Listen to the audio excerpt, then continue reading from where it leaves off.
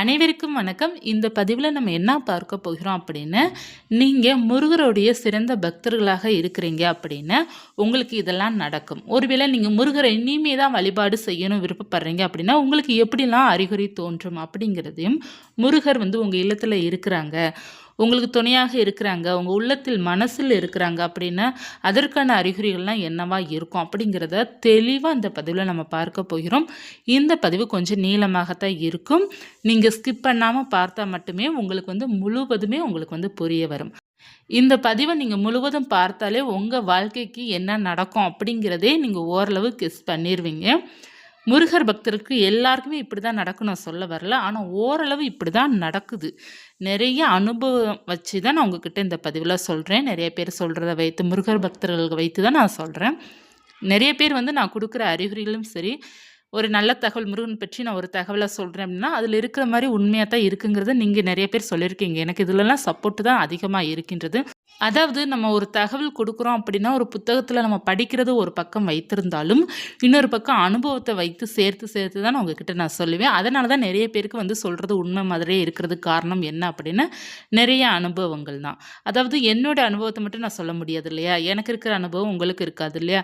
அதனால் மொத்தமாக நம்ம காமனாக வைத்து பொதுவாக நிறைய பேருடைய அனுபவத்தை வைத்து எனக்கு தெரிந்தவர்கள் வைத்து நான் தான் சொல்கிறேன். அதில் இவங்களுடைய பேர் சொல்லாமல் இன்னாருக்கு இப்படி நடக்குதுன்னு சொல்லாமல் பொதுவாக அப்படி நான் சொல்கிறதுனால தான் எல்லோருக்குமே பார்த்தீங்க அப்படின்னா அது நடக்கிற போலே ஒரு உணர்வு உங்களுக்கு கொடுக்கின்றது காரணம் அதுதான். எப்போதுமே பார்த்தீங்கன்னா பக்தியை பொறுத்தவரைய அனுபவம் தான் நமக்கு கை கொடுக்கும். அனுபவம் தான் நமக்கு நிறைய கற்றுக் கொடுக்கும். அதனால் அனுபவத்தில் சொல்கிறத வைத்து நான் சொல்கிறேன். அதை உங்களுக்கு இந்த மாதிரி நடக்குதா அப்படிங்கிறத பார்த்துக்கோங்க. இப்போது நம்ம முருகனை வழிபாடு செய்யணும், முருகனுக்கு பூஜை செய்யணும் அப்படிங்கிறத நம்ம ஆசைப்பட்டா உடனே நமக்கு அது நடக்குமா அப்படின்னா கிடையாது. முருகன் நமக்கு அருள் கொடுக்கணும். முருகருடைய அருளால் தான் நம்ம பார்த்தீங்கன்னா அவருக்கு பூஜை செய்ய முடியும். அவருக்கான அபிஷேக பொருள் வாங்கி கொடுக்குற அளவுக்கு நமக்கு அவர் எல்லா யோகத்தையும் அவர் தான் கொடுக்கணும். நம்மளை அவர் தான் தேர்ந்தெடுக்கணும். நம்ம அவரை தேர்ந்தெடுக்க முடியாது. அவர் நம்மளை தேர்ந்தெடுத்தால் மட்டும்தான் நம்ம முருகருக்கு சிறந்த பக்தர்களாக நம்மளால் இருக்க முடியும். முருகர் தான் நம்மளை முதல்ல தேர்ந்தெடுக்கணும். தேர்ந்தெடுத்தால் மட்டுமே தான் நமக்கு முருகனை பூஜை செய்யணும் அப்படிங்கிற விருப்பமே நமக்கு வரும். மற்றபடி பார்த்தீங்கன்னா நம்ம எல்லா கடவுளும் எப்படி வழிபாடு செய்வோமோ அதே போல் தான் இந்த கடவுளை நம்ம வழிபாடு செய்வோம். நமக்கு எல்லா கடவுள் ஒன்று தான் இருந்தாலும் நமக்குன்னு ஒரு விருப்பம், தனிப்பட்ட விருப்பம், ஒரு அன்பு, ஒரு இஷ்ட தெய்வம் அப்படிங்கிறது பார்த்துன்னு ஏதாவது ஒரு தெய்வம் தான் நமக்கு இருப்பாங்க. எல்லா தெய்வங்களாம் இருக்க மாட்டாங்க. நமக்கு சிவன் இருக்கிறாங்க, முருகன் இருக்கிறாங்க, மகாலட்சுமி தாயார் இருக்காங்க, பெருமாள் இருக்கிறாங்க, நிறைய கடவுள் இருக்கிறாங்க இல்லையா. அதில் ஏதாவது ஒரு கடவுள் நமக்கு இஷ்டமாக இருப்பாங்க.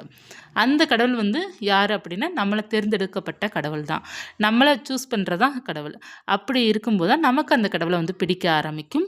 ஸோ நமக்கு முருகர் பக்தர்களாக நீங்கள் இருக்கிறீங்க அப்படின்னா முருகர் உங்களை தேர்ந்தெடுத்திருக்கிறாரு. இப்போ சிவன் பக்தராக இருக்கிறீங்க அப்படின்னா சிவன் உங்களை தேர்ந்தெடுத்திருக்கிறாரு. அப்படி தான் நம்ம புரிஞ்சுக்கிடணும். கடவுள் நம்மளை தேர்ந்தெடுத்தால் மட்டும்தான் கடவுளுடைய வழிபாட்டிற்கு நம்ம சரியான முறையில் பூஜை செய்ய முடியும். நமக்கு நினைக்கிற வேண்டுதல் எல்லாமே நமக்கு நடக்கும். அடுத்து நீங்கள் முருகருடைய பக்தர்களாக நீங்கள் இல்லை. உங்களுக்கு மற்ற தெய்வங்கள் ஏதோ ஒரு தெய்வங்கள் மிகவும் பிடித்திருக்கின்றது. ஆனால் நீங்கள் முருகனுக்கும் சிறப்பாக பூஜை செய்யும் போதெல்லாம் உங்களுடைய வேண்டுதல் நடந்து கொண்டே இருக்கின்றது. அப்படி என்றால் உங்களுடைய இல்லத்தில் உங்கள் வீட்டில் யாராவது ஒருவர் முருகருடைய சிறந்த பக்தர் யாராவது இருந்திருப்பாங்க. உங்களுடைய தாத்தா பாட்டியோ அம்மா அப்பாவோ இல்லை அவங்களுடைய முன் ஜென்ரேஷனோ யாராவது ஒருவர் பார்த்திங்கன்னா சிறந்த ஒரு முருகர் பக்தர்களாக முருகன் மேலே உயிராக இருக்கிறவங்க யாராவது இருந்திருப்பாங்க. அப்படி இருக்கிறதுனால தான் அவங்களுடைய வம்சம் வழியாக வர்றாங்க இல்லையா. அதாவது இப்போ தாத்தா பாட்டி இருக்கிறாங்கன்னா பேரன் பேத்திங்க அவங்க முருகனை கும்பிட்ட உடனே அவங்களுக்கு பார்த்தீங்கன்னா பல அதிசயங்கள் நடக்கும். ஏன்னா அவங்க தாத்தா பாட்டி அவங்க ரத்தமானவங்க யாராவது உயிராக இருந்திருப்பாங்க முருகன் மேலே. அப்படி இருக்கும்போது அந்த வம்ச வழியத்தில் நமக்கு யாராவது ஒருத்தவங்க முருகர் பக்தர்களாக இருந்தாலும் நம்ம சும்மா ஒரு நாள் கோவிலுக்கு போனால் கூட நமக்கு அந்த வேண்டுதல் நடக்கும். அது அவர்கள் பக்தியாக இருந்து புண்ணியம் நிறைய செய்திருப்பாங்க இல்லையா, அவங்களுடைய புண்ணியம் நமக்கு வரும்.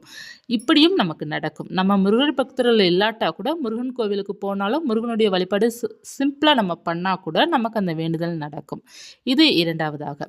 அடுத்து பார்த்தீங்கன்னா மூன்றாவதாக பார்த்தீங்கன்னா உங்களுக்கு யாராவது முருகனை பற்றி அதிகமாக சொல்கிறாங்க இல்லையா. இப்போ நாங்களே யூடியூப் சேனல் சொல்கிறோம் பார்த்தீங்கன்னா இந்த மாதிரி சொல்வதனாலையோ இல்லை பக்கத்தில் யாராவது முருகனை வழிபாடு செஞ்சு முருகனுடைய பெருமைகள் சொல்கிறதுனாலையோ உங்களுக்கு ஒரு தாக்கம் வரலாம்.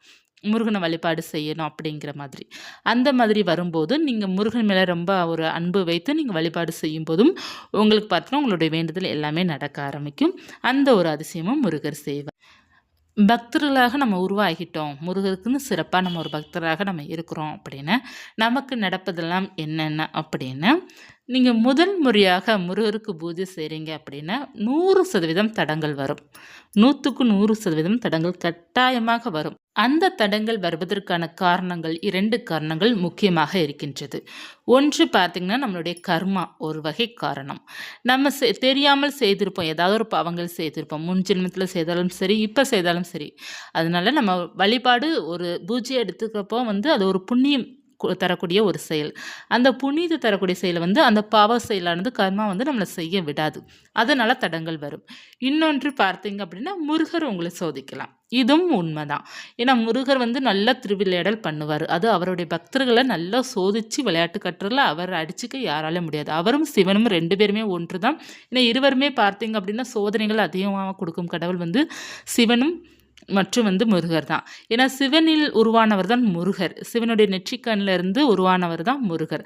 சிவனும் முருகனும் 2ம் பார்த்தீங்கன்னா வேற வேற கிடையாது. ஒன்று தான். நம்ம கடவுளா பிரிக்கப்படுறதுனால தான் நமக்கு சிவன் வேற, முருகர் வேறங்கிற மாரி கும்பிடுறோமே தவிர, சிவன் வந்து ஒரு முருகருக்கு தந்தையாக நம்ம எடுத்து கும்பிடுறோமே தவிர, 2 பேருமே ஒன்று தான். அவருடைய நெற்றிக்கண்ல இருந்தா முருகர் வந்து பிறந்தார் இல்லையா? அதனால இவரும் பார்த்தீங்கன்னா சோதனை கொடுப்பதில வல்லவர்.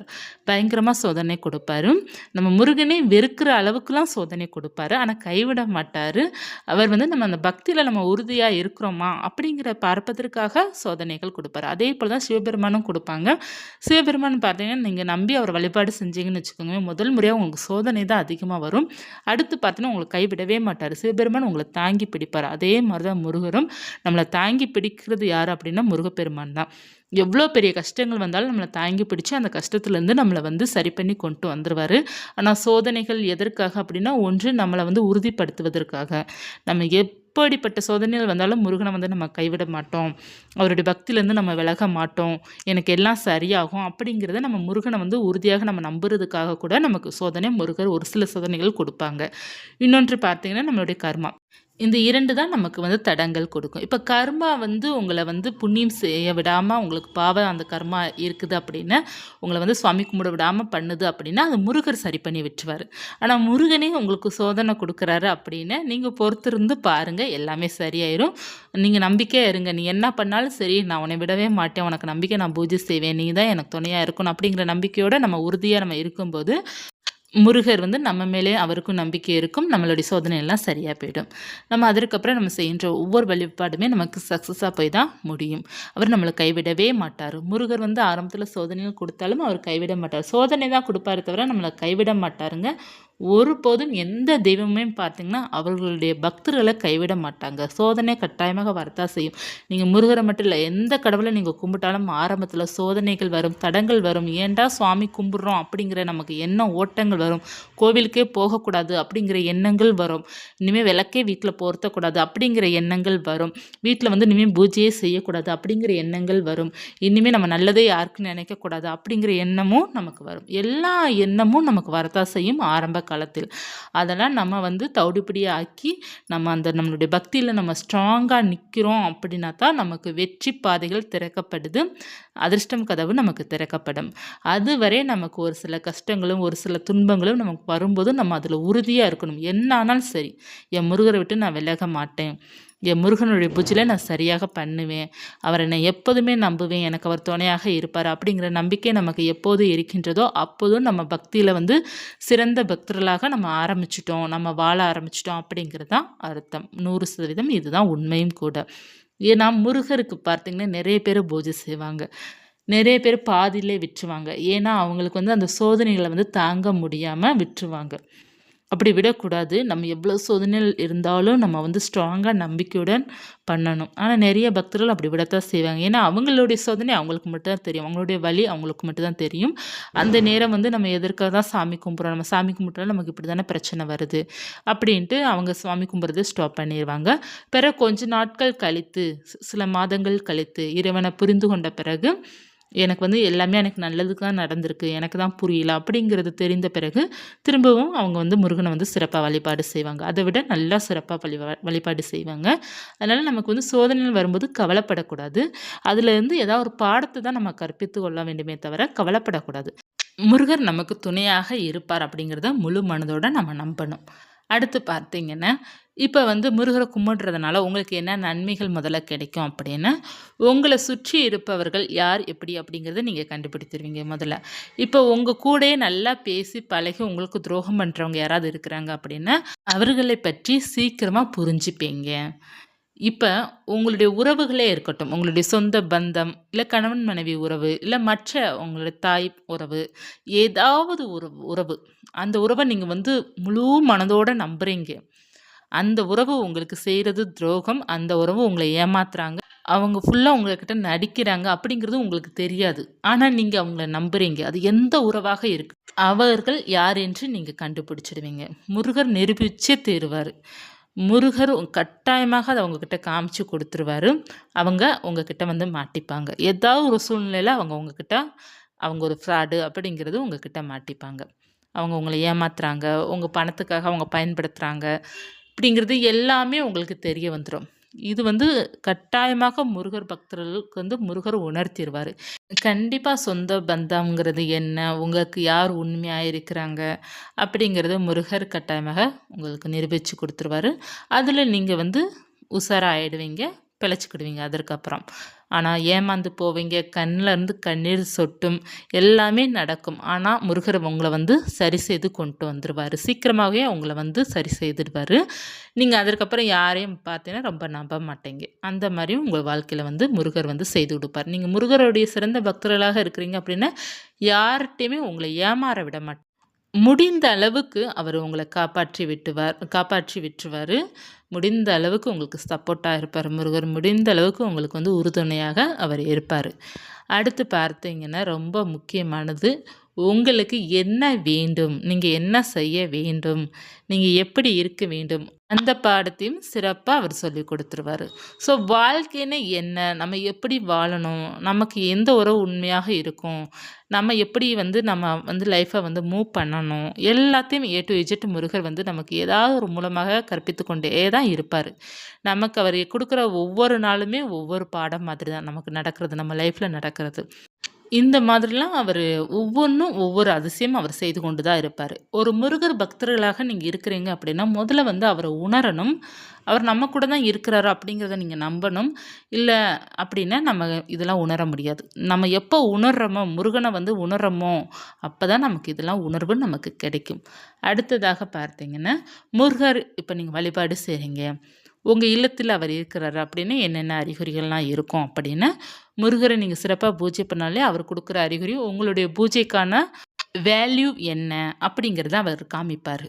அதேபோல உங்களுடைய பூஜை நீங்க பண்றீங்க அப்படின்னா, ஏதாவது ஒரு அறிகுறிகள் என்னென்ன கொடுப்பார் அப்படின்னா, மணி சத்தம் கேட்கும், ஒரு பல்லி சத்தம் கேட்கும், கவுளி சத்தம் கேட்கும்.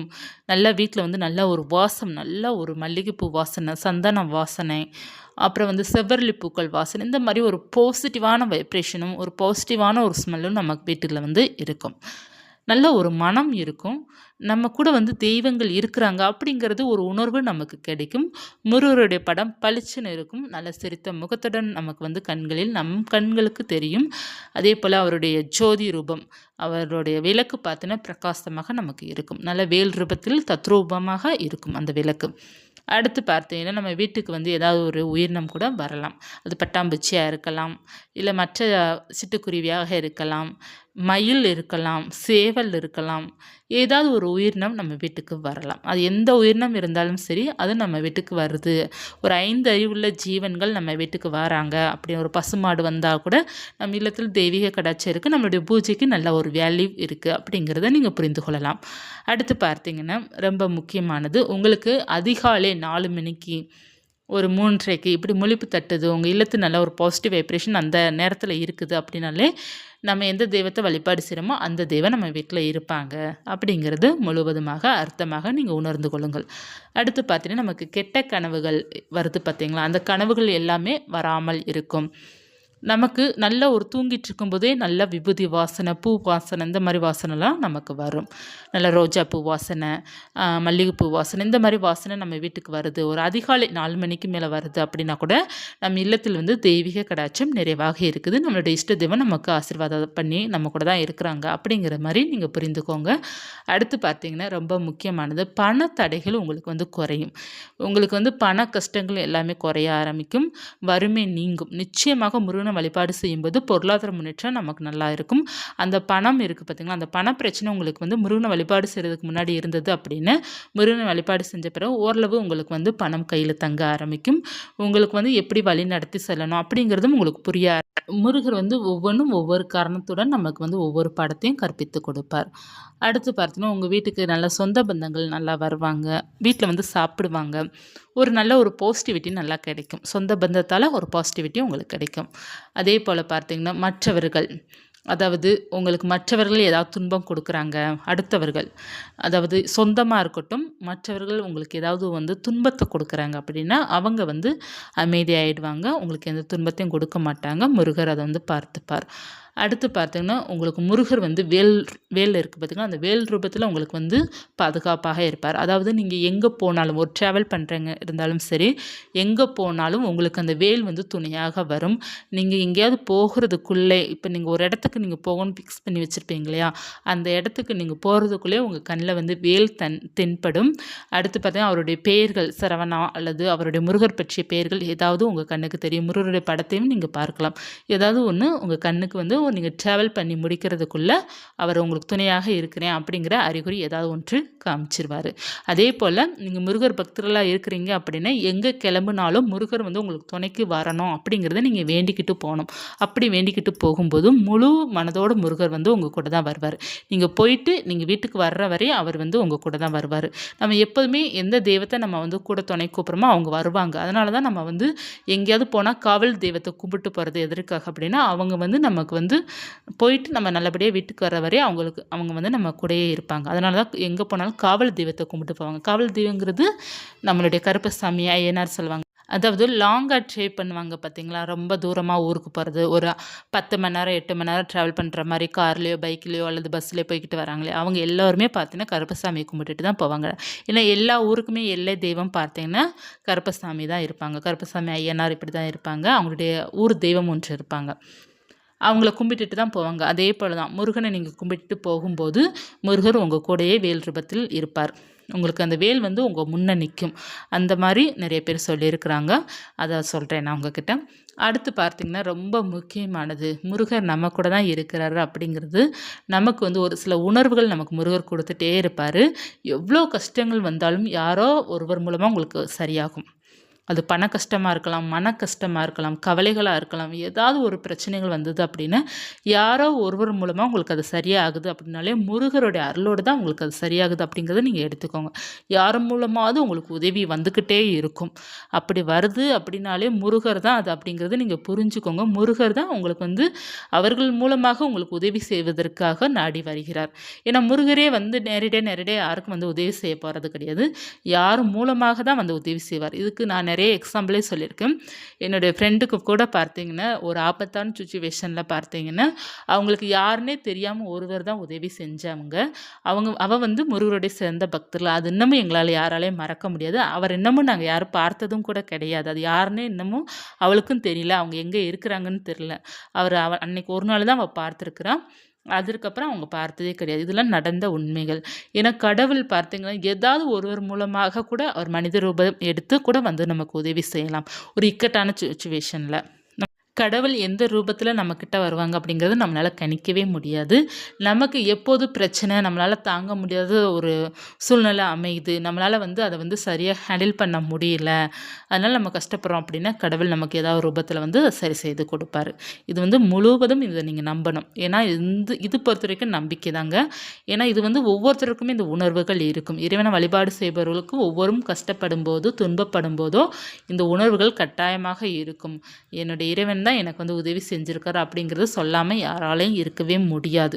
கட்டாயமாக அது முருகர் பக்தர்களாக இருக்கிறாங்க அப்படின்னா முருகர் தான் எனக்கு உதவி செஞ்சார் அப்படிங்கிறது எல்லாருமே சொல்லத்தான் செய்வாங்க.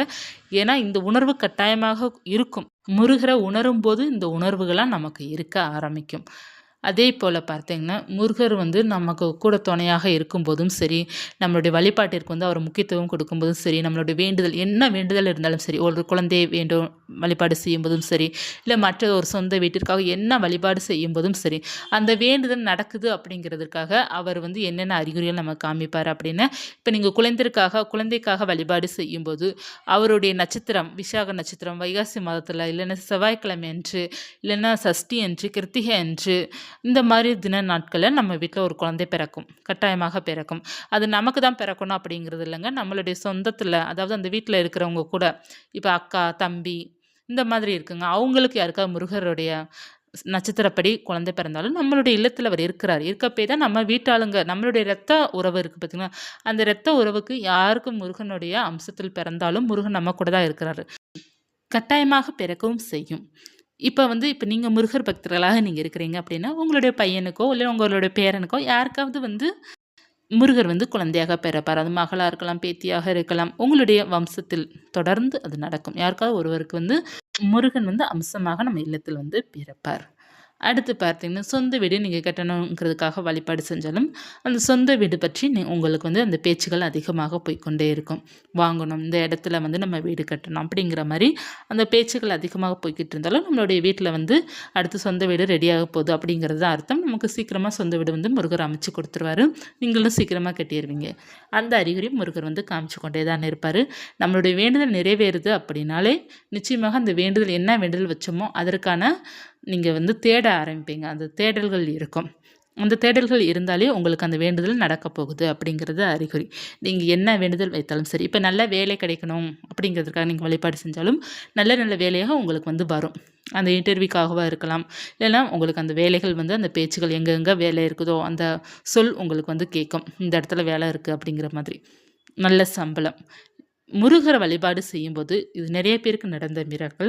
சேலரி நல்ல இன்க்ரிமெண்ட் நிறைய பேருக்கு ஆயிருக்குது. இது என்கிட்டே சொன்னது. ஒரு 5-6 பேராவது என்கிட்ட சொல்லியிருப்பாங்கங்க. நிறைய பேர் என்கிட்ட சொன்னது வந்து வளர்பிறை சஷ்டி, நமக்கு மகா சஷ்டி வந்துச்சு பார்த்தீங்களா, அந்த நேரம் வந்த தகவல் என்னென்ன அப்படின்னா, நிறைய பேருக்கு இன்க்ரிமெண்ட் ஆயிருந்தது. அதில் ஒரு சகோதரிக்கு நடந்த சுவாரஸ்யமான தகவல் என்ன அப்படின்னா, ஒரு சகோதரியோட அவங்களுடைய ஹஸ்பண்டோட அம்மாவுக்கு வந்து ஒரு ஆப்ரேஷன் நடந்தது. அதில் பார்த்தீங்கன்னா, அவங்களுக்கு பிடிச்ச செலவு மட்டும் பார்த்தீங்கன்னா 13,00,000 அவங்களுக்கு நடந்தது பெரிய ஆப்ரேஷன். அவங்க ஹஸ்பண்ட் வந்து சேலரி வாங்குறது பார்த்தீங்கன்னா 20,000த்துக்குள்ள தான் வாங்குறாங்க. அவங்களுக்கு பார்த்தீங்கன்னா கடன் விழுந்துருச்சு. அதாவது அவங்க ஜுவல்ஸ் ஃபுல்லாக அடமானம் வச்சு தான் அவங்க வந்து அவங்க அம்மாவுக்கு வந்து ஆப்ரேஷன் பண்ணாங்க. கொஞ்சம் கையில் காசும் இருந்தது. அதை ப்ளஸ் பார்த்தோன்னா இவங்க வந்து நிறைய ஜுவல்ஸ் அடமானம் வச்சு தான் அவங்க அம்மாவுக்கு ஆப்ரேஷன் பண்ணி இப்போ அவங்க எல்லாம் நல்லா இருக்கிறாங்க. ஸோ அவங்களுக்கு வந்து ஆப்ரேஷன் பண்ணியிருக்காங்க. இவங்களால ஒன்றும் பண்ண முடியல. ஏன்னா காசு ஃபுல்லாக பைசா நிறையா அவங்களுக்கு வந்து பெரிய ஆப்ரேஷன்னால அவங்களுக்கு நிறைய செலவாயிடுச்சு. இவங்களால கடன் எப்படி கட்ட முடியும்? இப்போ வந்து அவங்க அம்மாவும் வீட்டில் தான் இருக்கிறாங்க. அவங்க அப்பாவும் வீட்டில் தான் இருக்கிறாங்க. இந்த அண்ணா சேலரி மட்டும்தான் இப்போ அந்த ஃபேமிலிக்கு வந்து செலவுக்கு. முந்தி கையில் கொஞ்சம் காசு அவங்க கிட்ட இருந்தது. அவங்க வந்து அதை சமாளிச்சுட்டு இருந்தாங்க. அவங்களுக்கு அது பெரிய பிரச்சனையே தெரில. சடனாக அவங்க ஆப்ரேஷன் பண்ணுறனால ஒரு 7-8 லட்சம் அவங்க வந்து பெரட்டுறாங்க. செயினை ஃபுல்லாக அடமானம் வச்சு பெரட்டுறாங்க. மிச்சம் அவங்க வந்து அவங்க அம்மா பேரில் வந்து கொஞ்சம் அமௌண்ட் வச்சுருந்தாங்க. அந்த அமௌண்ட் எல்லாம் பார்த்தீங்கன்னா எடுத்து மொத்தமாக தான் எல்லாமே செலவு பண்ணாங்க. இவங்களுக்கு ஒரு 7-8 லட்சத்துக்கிட்ட வந்து கடனும் ஆயிட்டு. இவங்களுடைய சேலரி பார்த்தீங்கன்னா 20,000த்துக்குள்ள தான் இருக்குது. இவங்க எப்படி அந்த கடனை கட்ட முடியும்? இப்போ வந்து அவங்களுடைய பேரண்ட்ஸ் 2 பேத்துக்கு அவங்க சாப்பாடு போடணும், அவங்களுடைய ஒய்ஃபை பார்க்கணும், அவங்களுடைய பசங்களை படிக்க வைக்கணும். ஸோ அவங்களுக்கு ரொம்ப டைட்டு. அவங்க என்ன பண்ணுறதுன்னே தெரியல. ஹஸ்பண்ட் ஒய்ஃபுக்கு தினமும் பார்த்தீங்கன்னா கண்ணீரும் கவலையும் தான் அவங்களுக்குள்ள அதிகம். ஏன்னா அவங்க 2 பேரும் என்ன பண்ண போகிறேன்னே தெரியல. பிள்ளைங்க வந்து 2 பேருமே பார்த்தீங்கன்னா மெட்ரிகுலேஷனில் படிக்கிறாங்க. 2 பேருமே பணம் கட்டி தான் படிக்க வச்சுட்ருக்காங்க. இது வந்து சடனாக நடந்தது. ஒரு ஆப்ரேஷன் வந்து சடனாக நடந்தது. அதனால் ஒன்றும் பண்ண முடியாத சூழ்நிலை அவங்களுக்கு. ஸோ என்ன பண்ண போகிறாங்க அப்படிங்கிறது ஒரு கொஸ்டின் மார்க். அப்போ தான் நமக்கு வந்து இந்த சஷ்டி விழா வந்தது. அவங்க 7 நாள் விரதம் இருந்தாங்க. விரதம் இருந்து சிறப்பாக பூஜை பண்ணாங்க. வச்ச ஒரே வேண்டுதல் வந்து அவங்களுடைய ஹஸ்பண்டுக்கு வந்து நல்ல சேலரி கிடைக்கணும், நல்ல ஒரு வேலை கிடைக்கணும் அப்படிங்கிறது தான் வேண்டுதல் வச்சுருக்கிறாங்க. அதே போல் அவங்க 7 நாள் கஷ்டப்பட்டு சுவாமி கும்பிட்டு வழிபாடு செஞ்சு அடுத்த 4 நாள்ல அவங்களுக்கு ஒரு வேலை வந்து ஒரு இன்டர்வியூக்கான லெட்டர் வந்திருக்கு. ஏன்னா இவங்க வேலைக்கு ட்ரை பண்றாங்கன்னா, அத விட கொஞ்சம் சேலரி எக்ஸ்ட்ரா வேணும் அப்படிங்கிறதுக்காக ட்ரை பண்றவங்களுக்கு ஒரு வேலை வந்திருக்குது. கொஞ்சம் வெளியூர்ல தான். நல்ல சேலரியோட வந்திருக்கு. அவங்க போயிருக்காங்க. போய் இப்போ 2 மாசம் இருக்கும்னு நெனைக்கிறேன். போயிருக்காங்க. இப்ப பார்த்தீங்கன்னா, அவங்க நிம்மதியா இருக்கிறாங்க. ஏன்னா கடன கட்டிடலாம் இல்லையா? அவங்களுக்கு வந்து கொஞ்சம் சேலரி நல்லா லம்பா வந்திருக்கு. அதாவது அவங்க வெளியூருக்கு போயிட்டாங்க. அதனால அந்த சேலரிய வைத்து இப்ப அவங்க ஓரளவு நிம்மதியா இருக்கிறாங்க. கடன வந்து இப்ப கொஞ்சம் கொஞ்சமா அடைச்சுக்கிட்டு இருக்கிறாங்க. ஒரு கடன் இருக்கு அப்படின்னா, அதற்கேற்ற வருமானம் இருந்தது அப்படின்னா, எல்லாருமே யாரும் பார்த்தீங்கன்னா கவலைப்படாம அந்த கடன அடைக்க ட்ரை பண்ணிருவாங்க. இப்போ சேலரி கம்மியா இருக்கும்போது, கடன் அதிகமா இருக்கும்போது, அந்த இடத்துல தான் அவங்க ரொம்ப மனம் பாதிக்கப்படுற சூழ்நிலை வந்து அந்த இடத்துல தான். ஸோ நல்ல வருமானமும் இருந்து கடன் இருந்துச்சுன்னா, அவங்க எப்படியாவது அத கடந்து வந்துருவாங்க. இவங்களுக்கு முருகர் வந்து நல்ல ஒரு வருமானத்த குடுத்துருக்கிறாரு. இப்ப அவங்க ஓரளவு நிம்மதியா இருக்கிறாங்க. அதே போல தான் 2, 3 பேர் சொல்லியிருக்கிறாங்க. அதில ஒரு சகோதரி அப்படிதான் சொன்னாங்க. 6 நாள் விரதம் இருந்திருக்காங்க. முருகனுக்கு வந்து திருக்கல்யாணம் வந்துச்சு பார்த்தீங்களா, அன்னைக்கு பார்த்தீங்க அப்படின்னா, நகைய அடமானத்திலருந்து மீட்டு கொண்டு வந்துட்டாங்க. எத்தன பவுன் அப்படின்னா 5 பவுன். 5 பவுன் நகைய வந்து மீட்டு கொண்டு வந்துட்டாங்க. அவங்க கடன அடைக்கணும். 1,50,000 என்னமோ சொன்னாங்க. கடன அடைப்பதற்காக பார்த்தீங்கன்னா, சுவாமிக்கு வந்து வேண்டுதல் வச்சிருக்கிறாங்க.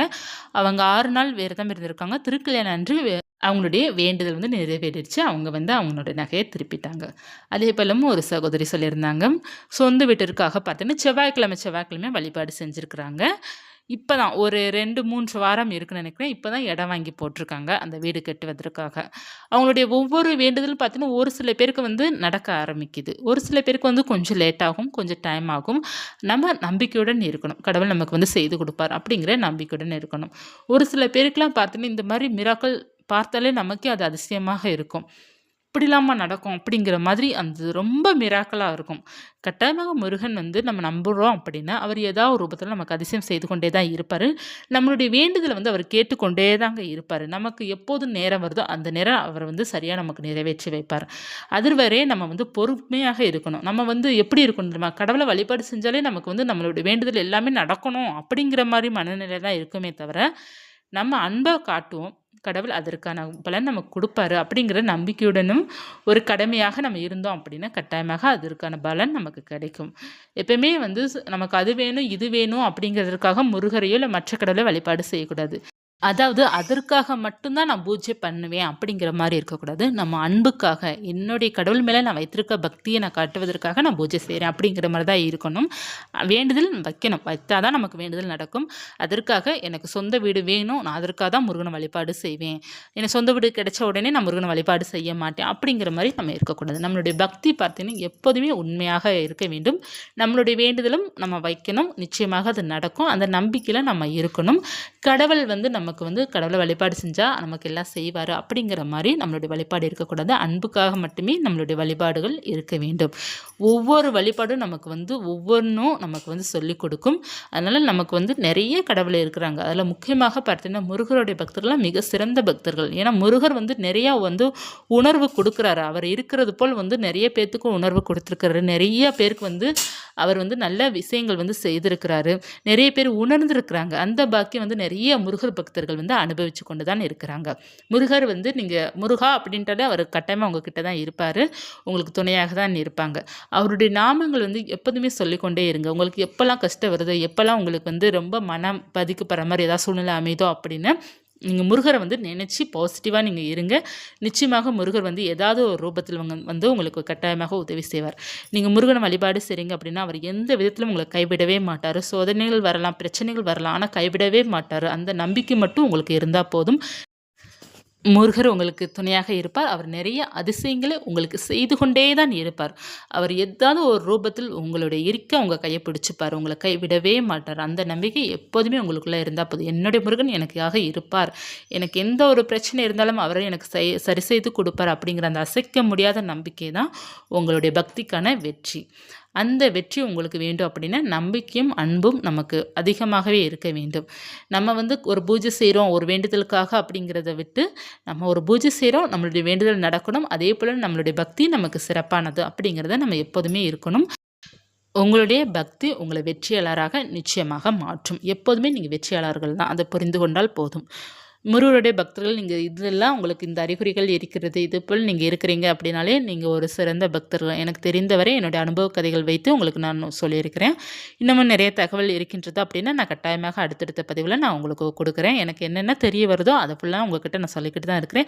உங்களுக்கு முருகர் பற்றிய தகவலை தெரிந்து கொள்ளணும் அப்படின்னு நீங்கள் வந்து நிறையா வந்து முருகர் பக்தர்கிட்ட பேசணும், நிறைய புத்தகங்கள் படிக்கணும். நம்ம நிறைய வந்து ஆன்மீக கதைகள் நமக்கு நிறைய இருக்கின்றது. கூகுளில் டைப் பண்ணாலே போதும், நமக்கு நிறைய ஆன்மீக கதைகள் வரும். இல்லைன்னா புத்தகங்கள் நம்ம கோவிலுக்கு பெரிய கோவிலுக்குலாம் போகிறோம் பார்த்தீங்களா, அங்கே நிறைய புத்தகங்கள் ஆன்மீக புத்தகங்கள் விற்பாங்க. அங்கே நீங்கள் வாங்கி கொண்டு நீங்கள் கதைகள் படிக்கலாம். பக்தி கதைகள் அப்படிங்கிறது நிறையா இருக்கின்றது. நம்ம வந்து கடவுளை பற்றி நம்ம தெரிந்து கொள்ளணும்னா நிறையா வந்து ஆன்மீக கதைகள் படிக்கணும், புராண கதைகள் படிக்கணும், நிறையா வந்து அனுபவ கதைகள் நம்ம காதால் கேட்கணும். இவங்க என்னத்தையா பிளேடு போடுறாங்க அப்படிங்கிறத நினைக்கக்கூடாது. அவங்க என்ன சொல்ல வராங்க, அவங்க வாழ்க்கையில் என்ன நடந்திருக்குங்கிறது சொல்ல வருவாங்க. அதை நம்ம காதால் கேட்டாலே போதும். அதில் பார்த்தீங்கன்னா நமக்கு நிறையா நம்ம தெரிந்து கொள்ளணும் அப்படின்னா பாட்டிங்க அதிகமான வயதானவர்கிட்ட தான் நம்ம பேசணும். அவங்க தான் நிறைய ஆன்மீக கதைகள் நம்மக்கிட்ட வந்து சொல்லுவாங்க. ஏன்னா அதில் அவங்களுக்கு அனுபவ கதைகள் அது நம்மக்கிட்ட அதிகமாக சொல்லுவாங்க.